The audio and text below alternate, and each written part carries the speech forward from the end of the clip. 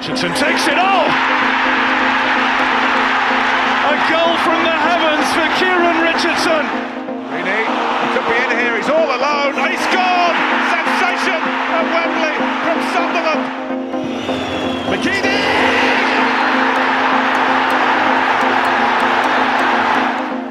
Phillips, good try! Brilliant! Brilliant! Edwards goes for the spectacular!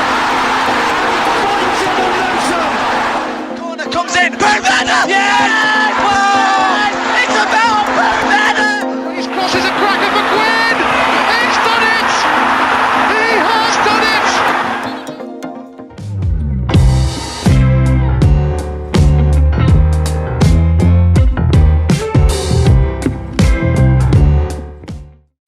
Hello and welcome back to the What the Falk Sunderland preview show. Sunderland dug out a hard-fought 1-0 win over Bolton at the weekend before blowing Cheltenham away 5-0 at the Stadium Light to go 3 points clear at the top of League One. Doesn't that sound nice? However, coming up on Saturday may be an out of form, but always dangerous when it comes to Sunderland Portsmouth. And to join us to discuss what the devil is going on down south is the always welcome Hugh from Pompey podcast, the PO4 podcast. How are you doing, mate? You all right? Yeah, well, I've been better, to be honest, with recent results coming Portsmouth's way, and there's quite a lot of calamity going on behind the scenes at the moment. So I can't wait to really get stuck in and have a chat with you about it. I'm going to say, who'd have thought? I mean, we say this every year, and we hope it's going to be the last time we do a preview pod together, or unless it's in the Championship. But yeah, both sides are in League One. But you know, as I said, Sunderland are really in form at the moment. High time we'll get out of the division, hopefully, and it's looking like continuing that. Well, you know, we might, but for Pompey, things have just not clicked. How are things down south? Yeah, I mean, it's clear to see Sunderland seem to be on what I'd say is an upward trajectory. Get that word just about out of my mouth properly, but Sunderland seem to be on the way up, and Pompey at the moment are in a real sort of change, situation. And yes, we had a lot of turnover in the summer. So did you, but we had 14 players go out, and Danny Cowley said it was going to take 3 windows to get the team really going to where he wants it to be. So I know this isn't Lee Johnson's first season, and you could argue, I suppose, that Danny Cowley joined quite late in the season. So we're still really trying to work out and build the squad, but there's some massive holes in this team at the moment. And there's huge problems going on at Pompey, both going forward, attacking, finishing chances, but also defending. It's been quite comical, really. And there's been some real problems with just the personnel. So we'll get into the actual macro and micro, but Pompey fans are a little bit confused, unhappy, not quite sure, really, what our best team is. Yeah, I mean, it's a different looking team. Obviously, a bit the experience has gone and stuff like that, but obviously, you lost again last night. Burton have been all right this season. Obviously, they've beaten us as well. They're certainly not the Burton they were at the start of last season, but it looked a fairly even game from a statistics point of view, but ultimately defeat to defeat. What went wrong? Yeah, but the stats sort of lie. And Pompey, basically, I suppose it's probably the best thing to do to start off to the listeners is we sort of changed the way we play under Danny Cowley. So whilst Kenny Jackett wants to play a very direct hoofball system, lump it up top to a striker, you had Ollie Hawkins playing there back in the day. You had Harrison playing there as well. But those players really just didn't work. And Ellis Harrison's an ineffective striker up front for us. More yellow cards than goals in the seasons he's been here is awful for a striker up front. So Pompey have tried to play a system, which is what I like to call sort of progressive passing. So what Danny Cowley calls it, passing with purpose. So he wants to pass the ball out from the back. He wants to start that with the goalkeeper. So you'll see that Gavin Bazunu, our goalkeeper on loan from Man City, he's probably been the best player we've had all season. Your listeners might know him as the goalkeeper who saved the penalty against Ronaldo because he plays in goal for Ireland. He's a young keeper on loan from Man City. He plays very far up the pitch if Pompey can push out. He's very comfortable with the ball at his feet, probably one of the best passers we have. And he'll try and get the ball moving and directing the teams forward. So when it works, Pompey try and play these sort of little triangles where everyone has to come and provide an option in the sort of wide triangle way and try and pass the ball through teams pressing. Well, Burton are a team, as you guys will know, like to press you hard from the front, and they like to get on top of you and just apply pressure to try and stop you passing the ball through.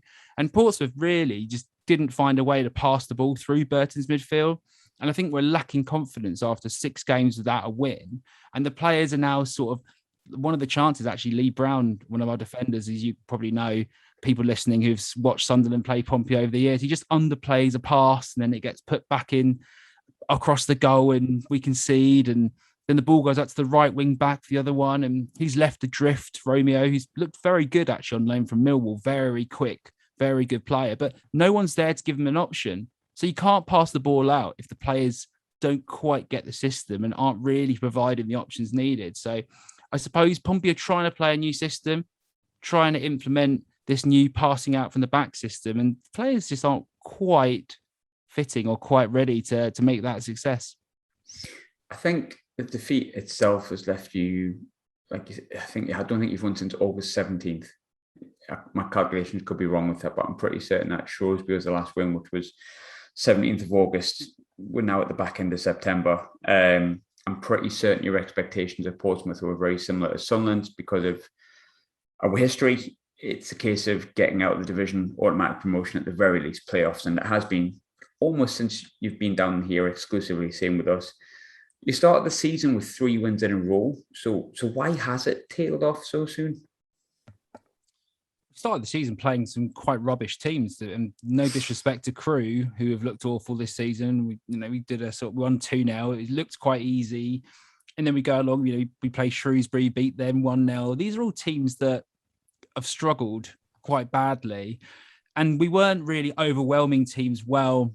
We started off playing a sort of a more 4-4-2 system, which is now being changed because what happened was we're so one-dimensional up top that we weren't creating enough chances. So then we sort of played a 4-3-3 that people thought with the centre midfield with Joe Morrell. Obviously, people might see him play for Wales. He's actually been very good in the centre there. Tunnicliffe has come in. He's played for Millwall as well, alongside Sean Williams. And we had 3 quite good midfielders there who've played championship football, but the dynamic didn't work. You didn't have someone who was a natural 10. And so he looked very defensive, very slow. So Danny Cowley has sort of tried to change the system because we're getting found out. We played teams like Wigan. We lost 1-0 in a pretty drab game. But the only players to have shot on target or shot actually at all were Ronan Curtis and Joe Morrell. That means players like John Marcus weren't getting into a situation where he's even having a shot and he's playing as your main striker up front. So now our problem is actually we're creating chances. We're just not finishing them. And we're also can't defend to save our lives because we played this 3 at the back system with only 1 fit centre back. So you've got a real weird situation where Danny Cowley's trying to work out any way of making this team click so that they can score goals, create chances, but also defend. So we had a good start to the season, you could say, but it's a bit of a mirage, really, because we played rubbish teams and they were okay performances. And now I think you see a team that doesn't quite know the best way to play, doesn't quite know or understand the system, and doesn't have the personnel to actually implement it. I think we both had changes last season, similar sort of times. Well, I think you were about 2.5 months after us with Cowley. I think it's fair to say that at the time, I must be honest and say I wasn't one of them, but when Johnson was appointed, quite a few people were a little bit disappointed we didn't go for Danny Cowley because obviously his reputation with Lincoln, very good. I think he was very unfairly sacked by Huddersfield. Now, I would stand by that. I think he did a good job to keep them up, considering when he came in, where they were from. Obviously, problems in the background of Huddersfield, and that was probably why he went. Last day of the season, lose to Accrington, miss out on the playoffs. Massive disappointment for Portsmouth. I'm not saying not winning the playoffs would have been a disappointment, but at the same time, you can't expect to win the playoffs, but not to get in them is disappointing from a Portsmouth perspective. So you think maybe similar to us losing in the playoffs, you go away in the summer, you regroup, you change the squad a little bit, you kind of bring in the players that the manager wants to bring in his first transfer window and try and mould a team. And yet you're sitting 13th in the league, whereas I suppose Sunderland are top. Is Danny Cowley failing to impress us? The problems elsewhere? I'll put this on record now, I suppose, that I'm a big fan of how Danny Cowley's trying to get this squad to play.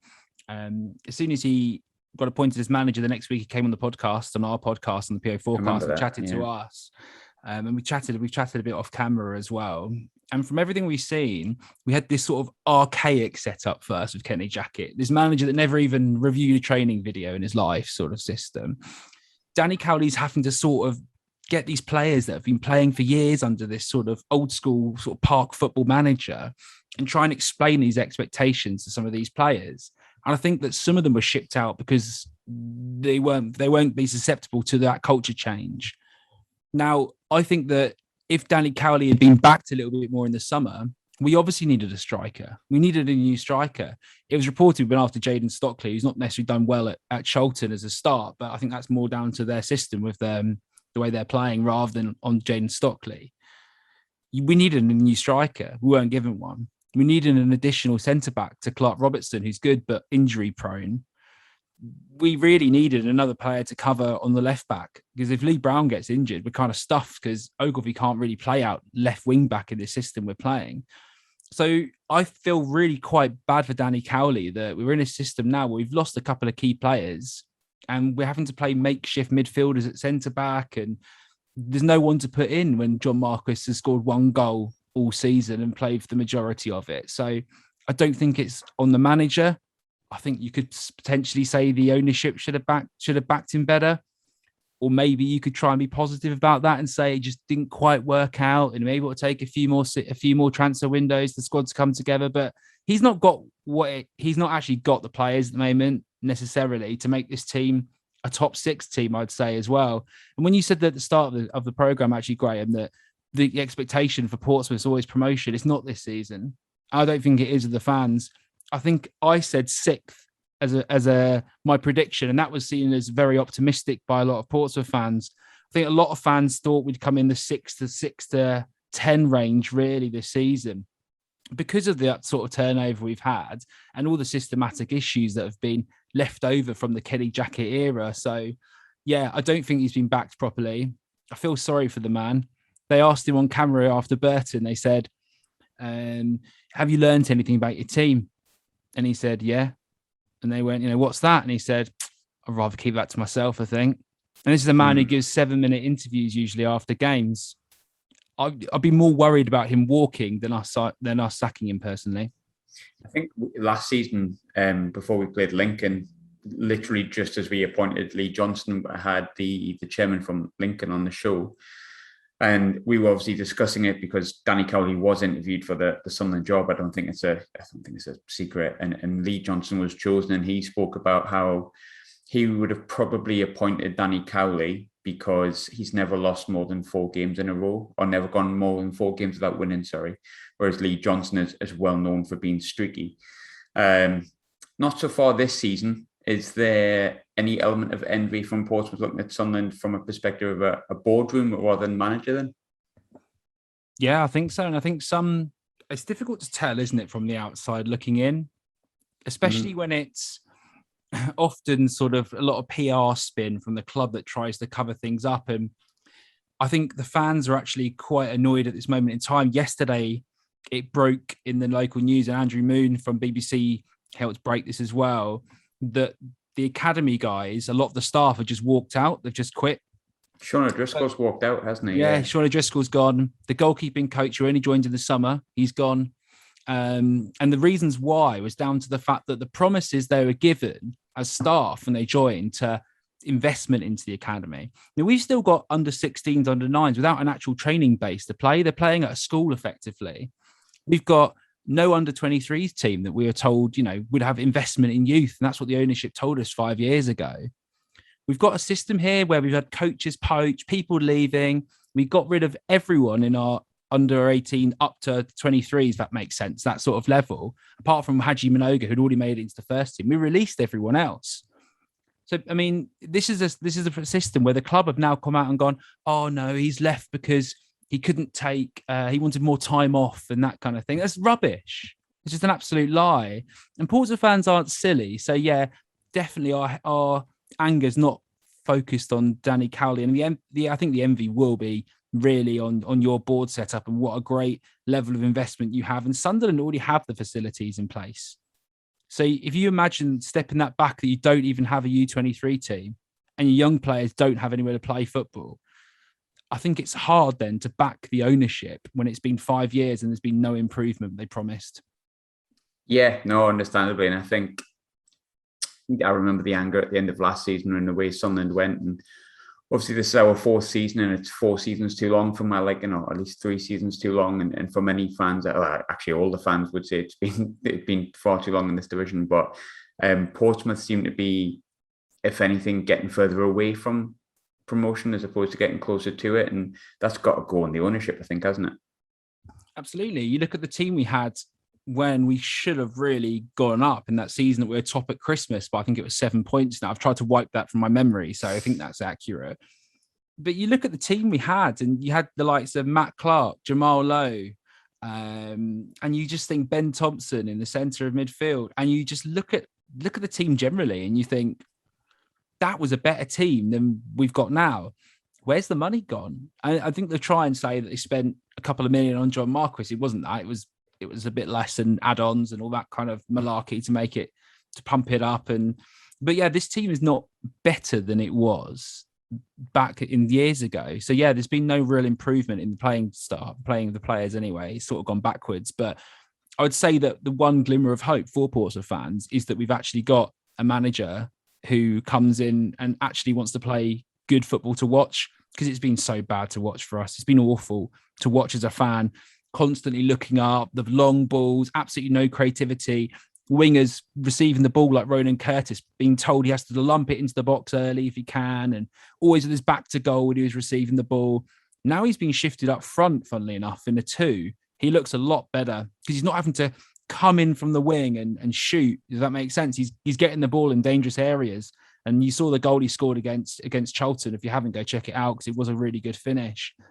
So yeah, the glimmer of hope for us really actually is that hopefully Cowley can use this sort of modest budget. I think it was reported maybe 12th in the league, and try and turn that into something, because I don't have confidence at this moment in time that we're going to be a promotion contender, even not necessarily get promoted, but even be in the mix by January. And I think one thing that's probably difficult for any manager to grasp and get hold of, especially when you've got no real replacement. I think unless you live on the moon, you can't have failed to have noticed there's a constant video reel of glaring misses from John Marquis recently. It feels a little bit Will Griggish. I know he got 16 last season, and this is very much a yes or no answer, and it might be right in the middle, but is it fair to say that it's been 2 years since he signed John Marquis hasn't really worked out for the money he spent on him? That's absolutely right. Yeah, there's no doubt that he has not been the player that played up front for Doncaster that he was signed from, where he looked like one of the best strikers in the league, at least from a goal scoring output level. Anyway, it's quite bad to watch, because the miss against Charlton the other day, the ball comes across him, he's on his good foot. All he needs to do is side foot it in, and instead he sort of overthinks it and tries to take it onto his left foot, and that touch is too heavy, and then he's on his weaker foot and he just panics and he ends up dragging the ball wide. It's really hard to watch, actually. It's quite painful to watch, because later on in the game, he actually plays a little lovely backheel pass to Marcus Harness that sets him up. So it's not like he can't control the ball. If you can play a little through ball backheel, you can control the ball, which means you can side foot it in from 5 yards, wherever it was, where he was stood before. So yeah, maybe his confidence is shot, but Pompey don't have anyone else to put up front, really. They've got Ellis Harrison, as I said, the yellow card maestro. You bring in George Hurst, and he looks so shit, mate. I can't really say anything else to describe him. I think he played 32 games, no goals last season. So you think, oh, that's the guy to bring in. This is someone we want to have around the club. Tall, lanky, can't close down. Imagine if Charlie White couldn't head the ball or score goals. It was sort of Charlie White without any of the goal scoring ability, and that's not a great thing to watch. And then the problem with that is you can't then not play John Marquis, because if you don't play him, no one's pressing from the top, and then we end up playing deeper. So you're almost playing a player up front. He probably can't score any goals, but he can do the leg work. So John Marquis does close down. He will press, and he will do that kind of thing, which I think is why Danny Cowley stuck with him. The only other option Pompey have got is a guy called Gaston Hadney, who got on loan from Norwich, who scored an absolute hatful in pre-season, and everyone really hyped him up. And he hasn't really had a chance to play 9 for us, which is a bit of an odd one.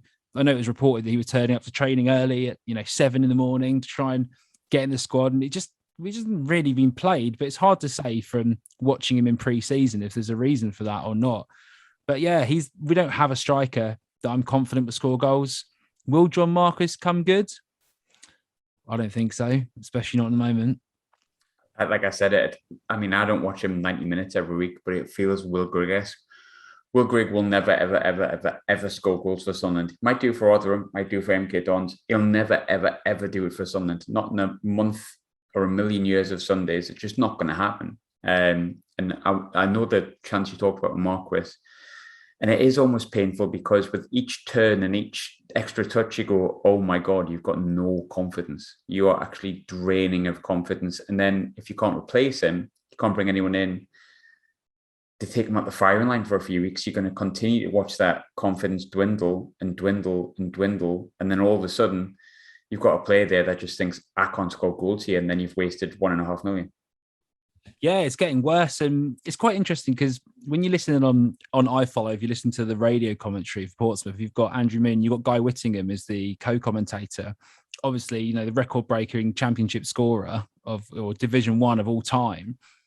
And you just hear him going, he just needs to take a chance there. He just needs to run in. Why is he not making that run into the near post? Or he just needs to peel off. And it's just this constant sort of criticism, I suppose, but not trying to be. But it's just very frustrating to watch a striker who is so short of confidence. We said this last season with Ronan Curtis, though. He started the season really poorly. And in November, we were calling for him to be dropped. And he was dropped for about 2.5, 3 weeks. And then he came back and he sort of lit the league up, etc. So maybe if you just stop playing him, let him go back to basics, sort out whatever's going on in his head, because he's a great bloke and he does a lot of work off the ball, which is good.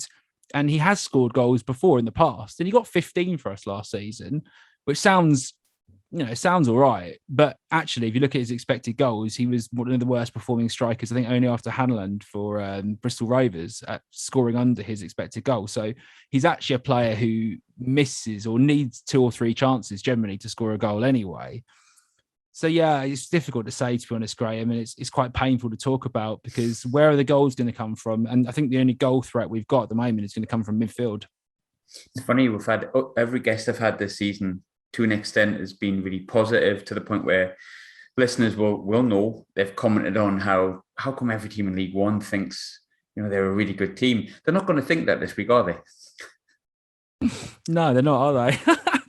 This is me in a cheerful mood as well. I've had a really good day, by the way. They're going to be safe in the knowledge that. But you know what? I was going to say, this happened last season, prior to the game at the Stadium of Light.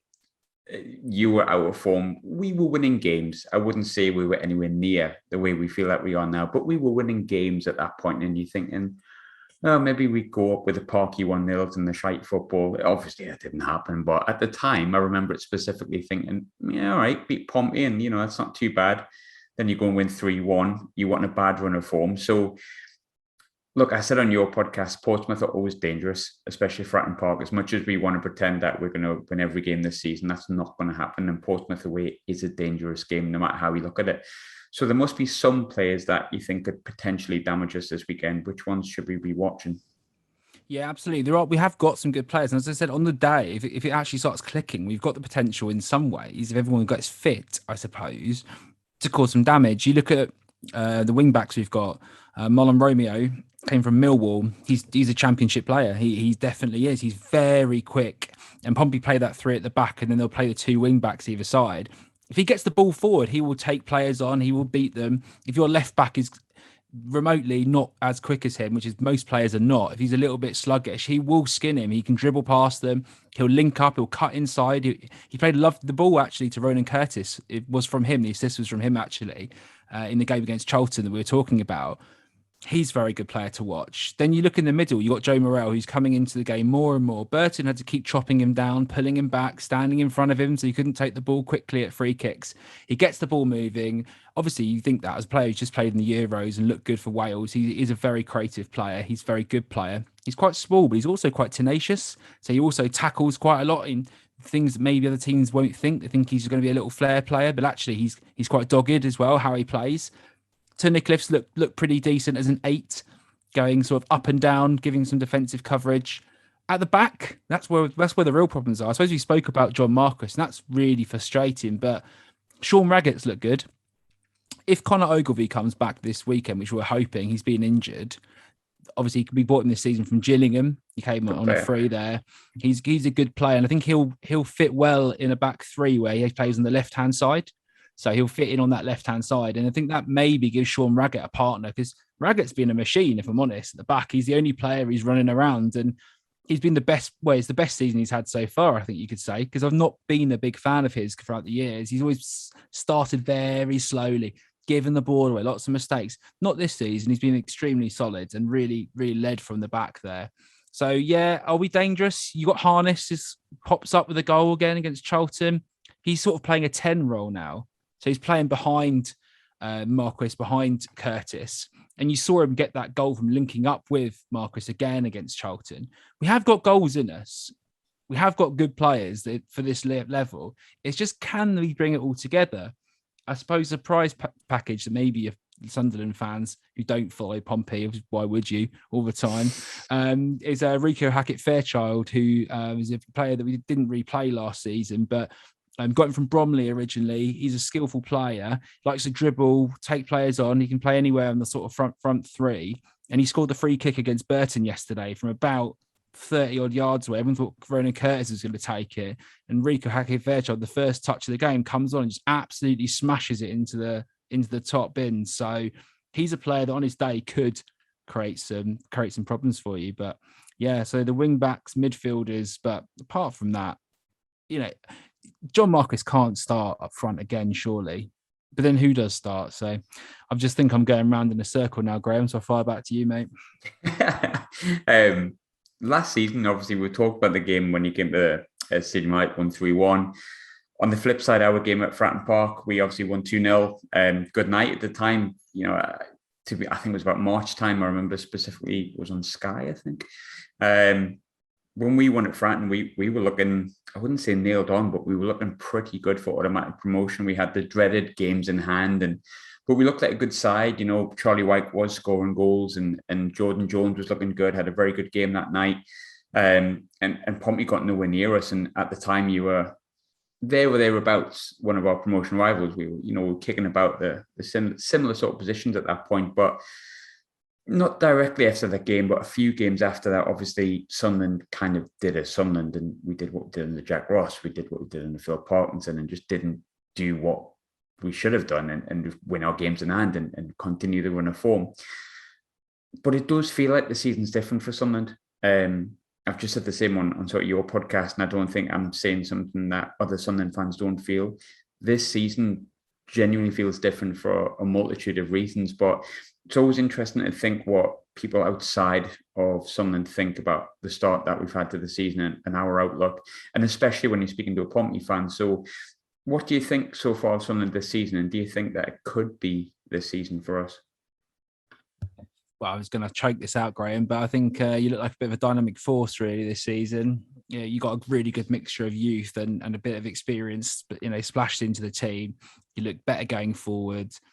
You don't look as one-dimensional. You're not relying on McGeady to be the outlet, on the one side. So you've got players who can attack down the middle as well as both sides. So it makes you a lot harder outlet to stop, really. You can't just sit players on that side, and you get someone like Tom Naylor to help try and cover over that side on McGeady all the time and sit on him. I think that Sunderland, unfortunately for Portsmouth fans, look like you got that right mix at the moment. And I've been just generally impressed. Even little signings like Cole Winchester, who I quite liked at Forest Green Rovers, but I didn't think he'd become a mainstay necessarily at right back in particular. I always saw him as a holding midfielder, really, is what I've thought from the little bit I've watched of League Two with him playing there. So all the chips seem to be landing in the right place for Sunderland. I actually quite like Lee Johnson as a manager. I thought he did all right with Bristol City.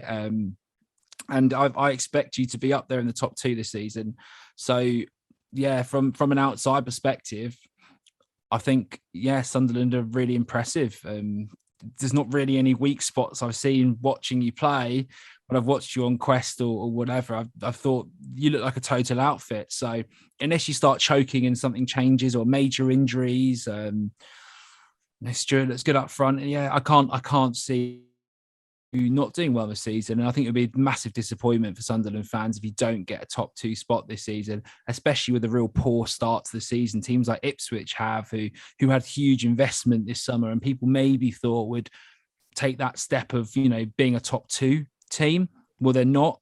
And they got to play catch up to use now at the top now. So I think it's early in the year, isn't it? But at the same time, keep pressing ahead, and I think Sunderland will be thereabouts, or probably in the top 2, and we probably won't be having this conversation next year. If we don't get top 2 this season, I'll put this on record. I'll be raging, mainly because all of my confidence is on 1,000,001 podcast now as well. But with Carl Winchester, anything is possible was going to be my new phrase, I think. Which players you've mentioned a few there, and you know what? It feels great to have a team where people not just, when I'm asking this question, saying Aidan McGeady. Obviously, McGeady is still someone to be concerned by, but which players in particular stick out for you in the context of where Pompey's main weaknesses are and where you think those players can damage you? I mean, if you look at your team, as I already mentioned, going on, I just think you bring it up at the moment. You've got Stuart, who's already scored 7 goals this season, isn't he? I mean, that's actually phenomenal for a player as he's playing up front in that system. I've already mentioned Winchester. You've just been impressed with him generally. Who else has impressed me generally? I don't know. I'm surprised that Flanagan's playing as well as he is. Apparently, we are too. Actually, we are too. But yes, I thought that could be a weak spot. To be honest, I thought of when I saw him in the lineup generally, I thought, okay, we can do some damage to him, but he's looked pretty good. And I can't remember how to pronounce your left back's name now, mate. Is it Kirkin? It was Gherkin when I signed him. I call him Gherkin, but I think it's Sirkin. I think it's Sirkin. He's looked really good as well, isn't he? He looks like a top quality signing to me. So, especially with him down one side, and then you've got McGeady on that side as well. So he can provide that link-up play that maybe you've been lacking, because I think Sunderland have lacked decent fullbacks, especially now you don't have to play necessarily Luke O'Nien in those positions where he's really not really suited, is he? Let's be honest. And you still got good players across the pitch, really. And Embleton in the middle, Gooch as well. He's a good player on his day. So, yeah, I'm shitting myself is an underestimation to say. And I think Portsmouth fans said the only way we're going to get 3 points at the weekend is if you can't get the fuel to fuel the bus and can't drive down and have to forfeit the game. I think I saw another tweet saying the green and fair thing to do for the planet would be just to give you the 3 points and not mean you have to travel down in a different way, but so you don't have to fly, because that's also bad for the environment. So Pompey fans have got absolutely no confidence in this game at all. Maybe that's the only thing we've got going for us. So we've got absolutely no expectations of winning this game.